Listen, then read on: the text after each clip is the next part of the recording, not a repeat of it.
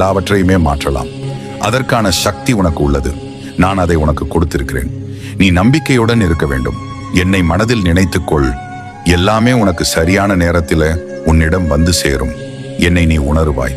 உன் மனம் சில நேரம் உன்னிடம் என்ன செய்து என்ன ஆகப் போகிறது என்று மாயையை காண்பித்து உன்னை சோம்பலில் ஆழ்த்துகிறது.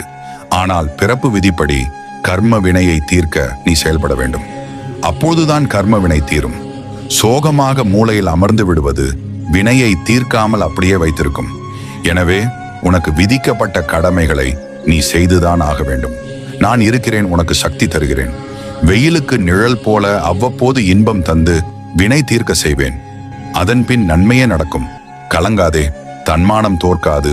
உன்னை அவமதித்தவர் முன் வாழ்ந்து காட்டுவாய். நான் வாழ வைப்பேன். இந்த ஈஸ்வரன் உன்னை கைவிட மாட்டேன். உன்னை சுற்றி நடப்பது அனைத்தும் உனது நன்மைக்கே. உனக்கு உண்மையான உறவுகளை புரிய வைக்கவே அனைத்தையும் நான் நடத்துகிறேன். உன் வாழ்க்கையில் ஒன்றை நீ தேடிக்கொண்டிருக்கிறாய்.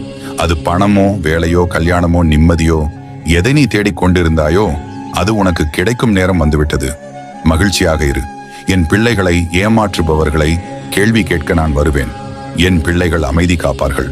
ஆனால் எனக்கு பதில் நீங்கள் தர வேண்டும். பிள்ளைகளே, கவலைப்படாதீர்கள். உங்களுக்காக நான் கேட்பேன்.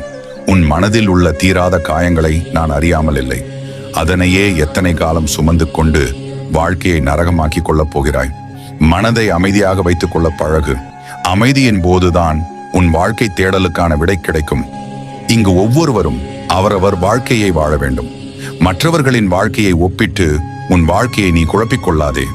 உன் வாழ்க்கை மேம்பட வேண்டும் என்றால் உன் எண்ணம், சொல், செயலை நன்கு கவனி. அதனை சரி செய்து அதன் மூலம் இந்த வாழ்க்கையில் நீ என்ன பெற வேண்டுமோ அதனை பெற்று மகிழ்ச்சியாக வாழ வேண்டும். எப்பொழுது நீ என்னை நினைத்தாலும் அப்போது நான் உனக்குள் இருந்து வழிகாட்டுவேன். உனக்கான கடமைகள் அவ்வப்போது உனக்கு நினைவூட்டுவேன். உண்மையான பிரார்த்தனை என்பது இல்லாதவைகளை இறைவனிடம் கேட்பது மட்டுமல்ல, இருக்கும் அனைத்திற்கும் இறைவனுக்கு நன்றி தெரிவிப்பதும் தான். எப்பொழுது உங்கள் குறைகளை மட்டும் இறைவனிடம் சொல்லி வருந்தாமல் முதலில் நிறைகளுக்கு நன்றி சொல்லி பிரார்த்தனைகளை தொடங்குகிறீர்களோ அந்த நொடி முதல் உங்கள் வாழ்க்கையே மாறுவதை உணர்வீர்கள். ஆணாக இருந்தாலும் பெண்ணாக இருந்தாலும் இருவரும் ஒன்றுதான்.